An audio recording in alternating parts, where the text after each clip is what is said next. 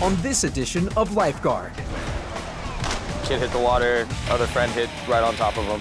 Any slight movement could cause paralysis. We're going to need everybody away from the cliff. And I just look and I see a head way out there in the rip current. I thought the guy was going under. The waves are probably 10 to 12 feet out there, and he was swimming straight through them. plus, Is he allergic to these things? This child had rashes and trouble breathing. He's going to start to go into shock. and later, Dispatch to all units. We have a 4-year-old missing child. You last saw him in the water, right? Yeah.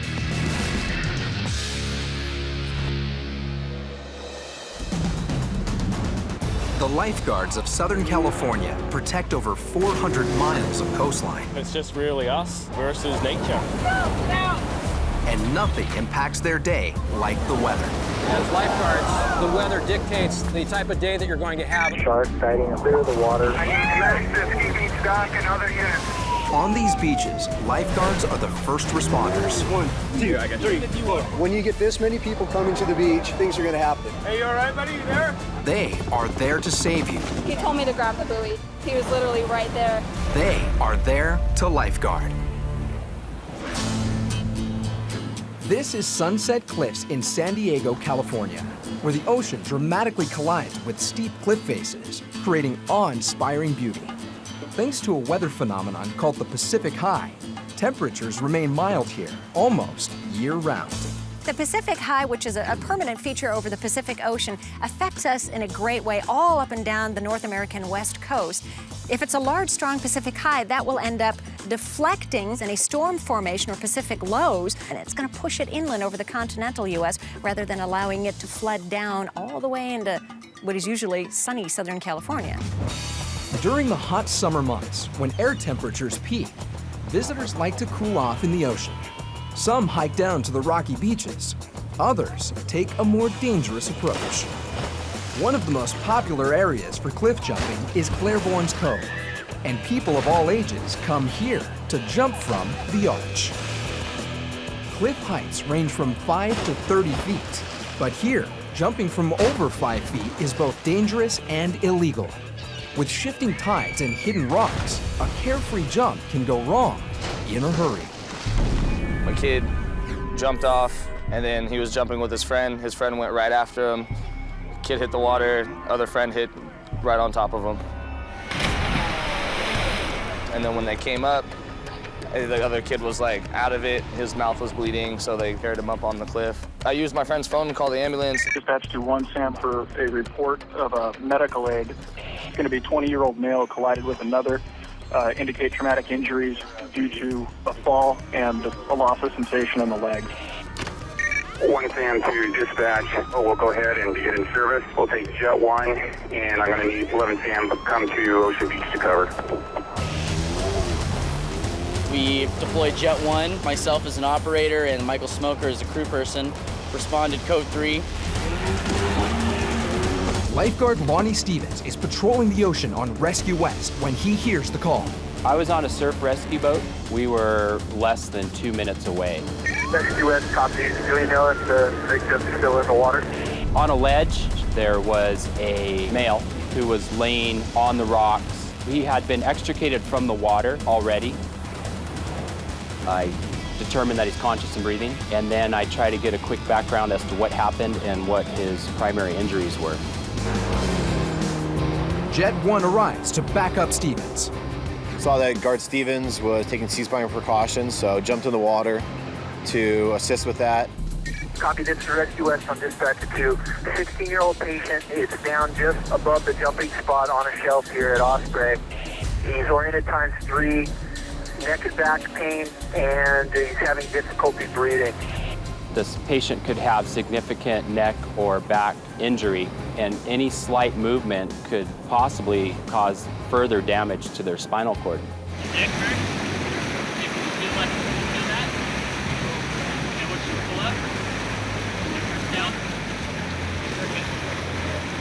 So until we have the patient completely packaged in the C-collar and mobilized to the backboard, we take great caution not to move the patient any more than we have to. Lifeguard Lieutenant Greg Buchanan arrives on scene and takes over as incident commander. We came with a rescue boat, a jet ski, and then paramedics and fire. Paramedics quickly take over care, evaluating the injured team. Lifeguards have set up safety ropes to prevent rescuers from falling. It was a very difficult area to access. Trying to extract them around slippery rocks and up basically a 10-foot ledge could be very difficult. From there, we have to think about, okay, well, how are we going to extricate? And so the option that was decided was to call a helicopter and do an air evacuation via the helicopter, which is a bit tricky. Helicopter pilot Eric Connell and medic Chris Sauve are at Montgomery Field when they receive the call. We saw it was Lifeguard in need of assistance down at Sunset Cliffs. We just lift off and we go. And en route, we gather up as much information as we can. The fire rescue helicopter surveys the scene and consults with Buchanan before deciding on an approach from the south. We're going to need them to do some crowd control. We're going to need everybody away from the cliff. Paramedic Chris Sauve will be descending to the rocks. So once we started to make our approach and I left the aft cabin of the helicopter, I don't have voice communication with anybody in the helicopter any longer. So everything is done off of hand signals. So I'm looking for obstacles in my way of the approach as we fly in. And the first signal I'm going to give is when I'm 10 feet off of perceived obstacle or the ground. And in this case, it was the first cliff edge with lifeguards and their rope systems before we got to the other side where the victim was. So I gave Captain O'Malley the 10-foot off signal when I was there. And as soon as we clear them, I give them the down signal, and we go down from there to the water's edge.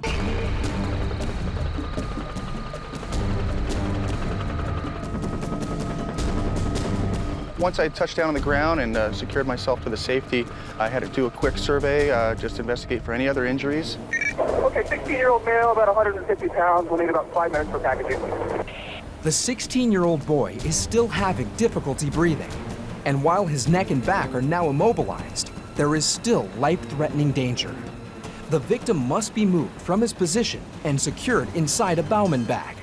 Transferring the patient quickly and safely is imperative. We take extra measures to make sure the patient is stabilized. His neck, his spine, everything is in line to prevent any further injury, making sure we keep the patient secure all the way up to the helicopter. The victim is stabilized on a backboard, but the extent of his injuries is unknown. He needs higher level care quickly. Lifting the patient to the helicopter requires a high hover, an essential but risky maneuver.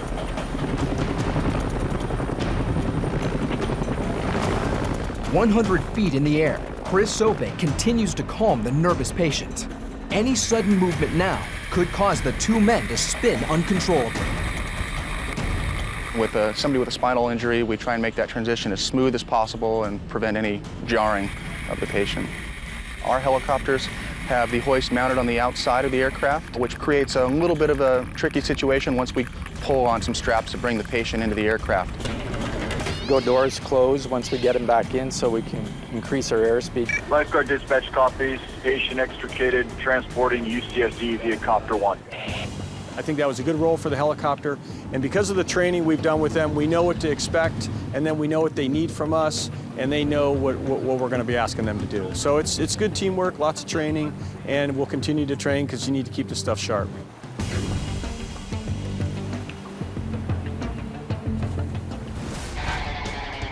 Known as Surf City, USA, Huntington Beach was made famous by the 1963 song of the same name.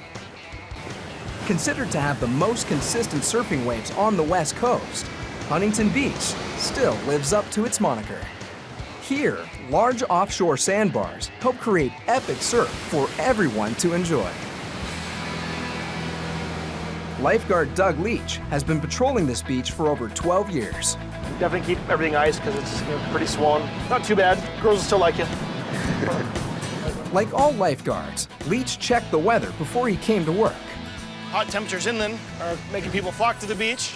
And with that said, we're having a lot of heavy west wind. So the water was a lot warmer a couple days ago. A few days ago it was upwards of 70 degrees. Now we're looking around 60 degrees. That's all due to the heavy winds we've been getting. Doug is making a routine patrol when he receives an urgent call. Tower Zero advised that there's a very large rip current. Multiple people in the rip. Just considering 41 from 0, code 2 response, 1 swimming in the rip, model lost is board. 41 copies. Now it's been upgraded to a code 2 call. Lifeguard Leo Polishek was scanning the waters in front of Tower 20 and noticed a man stuck at the end of a dangerous rip. This guy was just going up and down, bobbing, like raising his hand, like he was in trouble. Right then I just realized probably should just go. An inexperienced surfer stuck in a rip current can prove deadly. I just look and I see a head way out there in the rip current. Put my head down and then didn't even know whether I should put my head up to like just have a visual on him or put my head down and just sprint. Mike Ingram was on the beach and witnessed the startling event unfold. Waves are probably 10 to 12 feet out there, and he was swimming straight through them. His arms are still going through the breaking waves, and he stopped maybe once just to triangulate because I think he lost the guy he was trying to get to. You have visual of the... Polishek reaches the victim. At the same time, Leach arrives to back up Tower 20. But the rip current is still building. Leach calls for PWC backup. That was a huge rip current. That was probably the biggest rip current I've ever been in. I mean, I thought the guy was going under.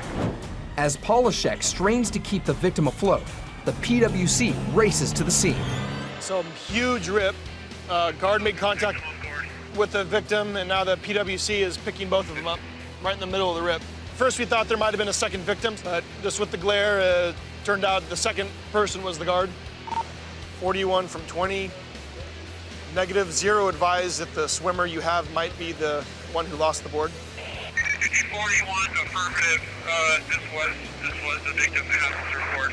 I'm going to take him in for Tower 20. You all right, man? You didn't, did you swallow any water at all? I'm fine, man, but that was crazy. Did you swallow any water? A little bit, but not a lot. All right, well, just to make sure, you might just come and have a seat up here and we'll just evaluate. Just want to listen to your lungs. Of course. Leo. Good work, man. Good work. I think it was a monster of a rip. He was just an inexperienced surfer that got in over his head, and if Leo weren't here, he easily could have drowned. Take a deep breath for me. We just wanted to go out and ride some whitewash, and I got sucked out like so fast. I was trying to stay calm, wait till it to like die down a little bit, but it was getting worse. You know what I mean? That rip when we pulled up, it's massive, man. I didn't even know anyone was coming to get me. And then I see this guy just coming. And it's like, it was insane. For sure, it was insane. And I just kept saying sorry, how sorry I was. And they're like, dude, there's nothing you could have done.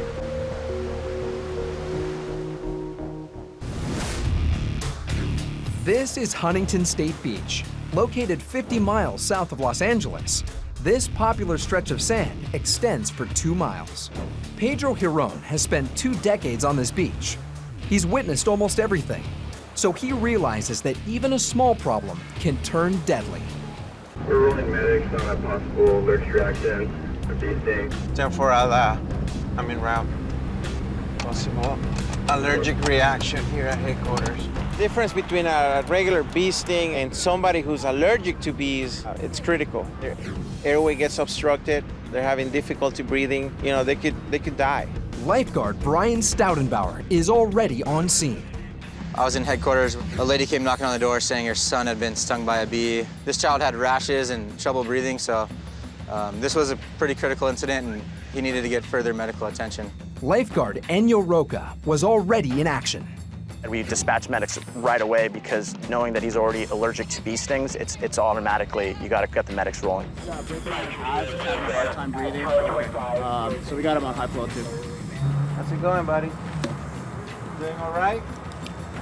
Okay. Are you cold? When I first arrived, he was having difficulty swallowing. That's one of the signs of allergic reaction. You know, the throat starts to close on them. Where did you get stung at? I could clearly see that he was having a reaction by the rash that he was getting underneath his armpits, the neck area, the back. It became clearly that he was in distress. You want to lay down, buddy? You want to lay down? All right. He was panicking a little bit. He was concerned that he was having difficulty swallowing. So what happened? Tell me. I was sitting down and I was eating chips and then Uh-huh. I got up and it stung me. And it stung you? Okay. How long ago did that happen? Like 20 minutes. 20 minutes ago? Yeah. A bee sting to normal people is just uncomfortable, but to someone who's allergic, who develops an anaphylactic shock to a bee sting, it's life-threatening. Daniel, do you know where you are right now? Yeah, At the beach? Yeah. Cool. I did a lot of talking with him, mostly verbalizing to calm him down, but a lot of it to see the air exchange, to see if he's still able to talk to me, to communicate to me. And when I'm looking at him, I'm making sure that he's stable and he's not going into any type of shock. So if like 0 is no pain and 10 is the worst pain you've ever had, what number would you give it? Nine. Like a 9? Really? Have you ever gone to the hospital before? For this? When I was a baby. When you were a baby, you went? Okay. This is the 3rd time he was stung, and every time he gets stung, it gets worse and worse as the reaction goes on. Paramedics arrive on scene and quickly evaluate the boy's symptoms and vital signs. Then they administer epinephrine.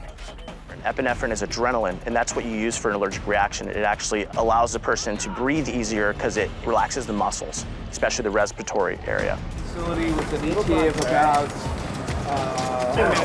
7 to 8 minutes. We got some traffic on PCH here.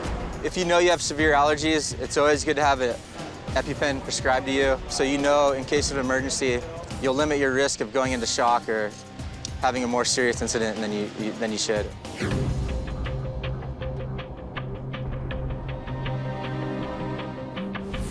"80 miles to the south at Torrey Pines State Beach, visitors are experiencing near-perfect weather. California State Peace Officer Shane Scoggins is supervising lifeguards on the crowded beach. When we have super warm water like this, there isn't that much of a pressure change between what's happening on land and what's happening on the ocean, so the wind stays down, and that's why nobody's gone home yet. The area around Tower 5 is one of the most popular locations in Torrey Pines. It has ample parking and a wide river mouth that feeds warm water into the ocean. It's a magnet for little kids and the site of today's last call. 1417-1546, Legre. Dispatch to all units. We have a 4-year-old missing child south of Tower 5, last seen in the water. So a 4-year-old last seen by the slough, so we'll go see if we can find him, got a description, and go make contact with the parents. What was his name? Shivansh, Shivans-H.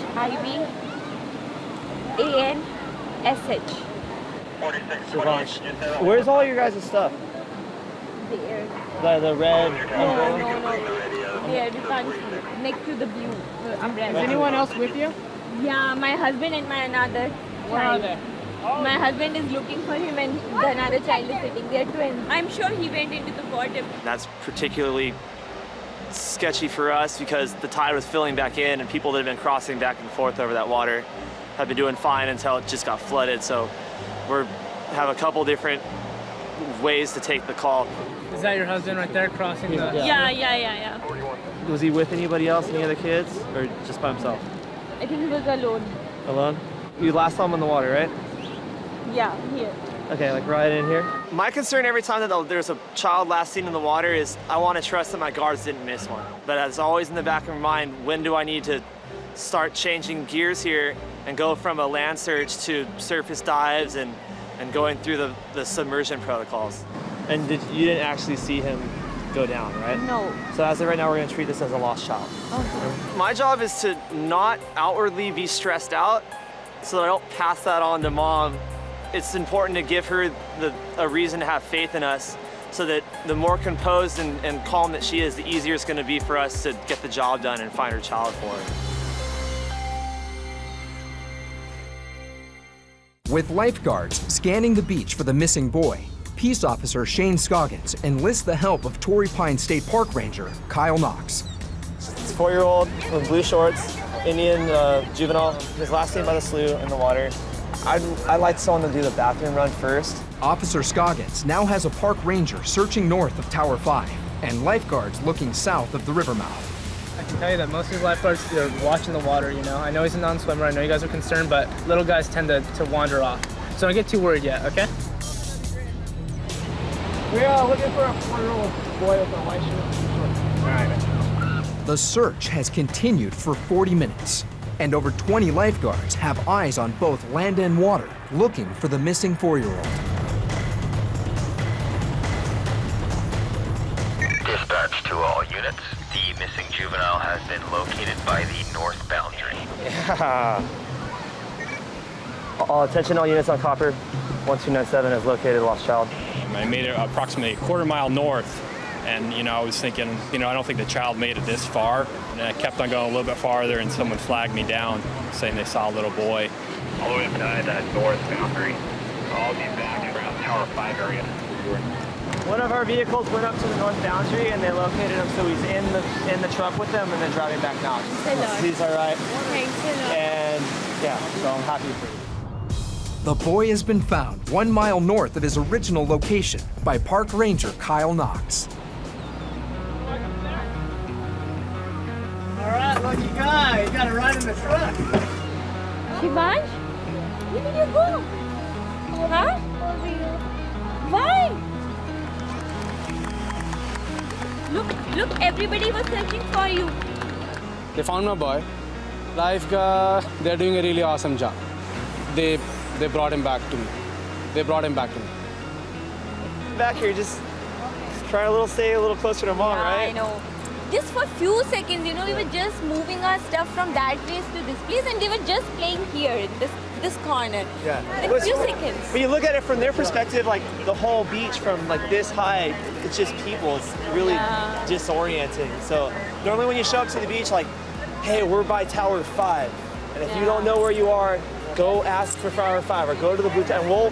It's so much easier if the kid comes to us and then we can try and find you guys. But we're good. You guys enjoy the rest of your day. Thanks a lot. I'm just pumped it wasn't we found him on land and not in the water, because all I'm thinking is what's the next step. So I'm just kind of stressing out about worst case scenario. So it's a big relief for me, and then I'm just happy to see mom happy again.